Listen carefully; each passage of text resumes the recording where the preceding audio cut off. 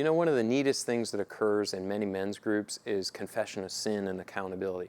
Not every men's group, and not always right away, but it is one of the neatest things that can take place when you get just the fellas together. So let me give you some advice on how to develop a spirit of confession and accountability within your group. The first is, don't expect too much too soon. With new groups, don't expect it at all. It takes months, not weeks, usually for guys to feel comfortable sharing what's really going on in their lives. Then, when you kind of feel like it's the right time, then model the way. You set the tone. It's the old adage, the speed of the leader, the speed of the team. You confess sin. And confess real sin. Don't confess things like you care too much or you have way too much compassion. Those aren't real confessions.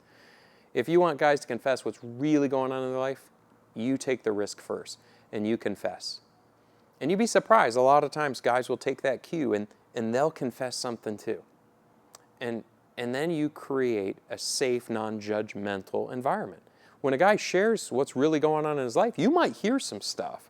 But guess what? If you say, dude, you are so messed up, well, everybody will just shut down.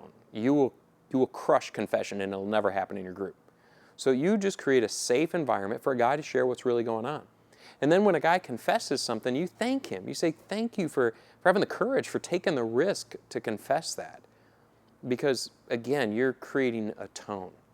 And then don't badger guys that don't confess. If 4 guys in your group confess what's going on in life and 4 guys just kind of sit there quietly, nervously, don't badger them. Don't look them in the eye and go, all right, your turn now. You won't get very far with those fellas. And then finally, understand it's not your job to fix a guy. Some sin patterns have taken years to develop, and you're not going to fix it after the guy confesses it once in your group. Your job is to hear it, to pray for the fella, and then to trust the Holy Spirit to do His work to help bring real change. So those are just several things that you can do to foster an environment where confession of sin is likely to occur.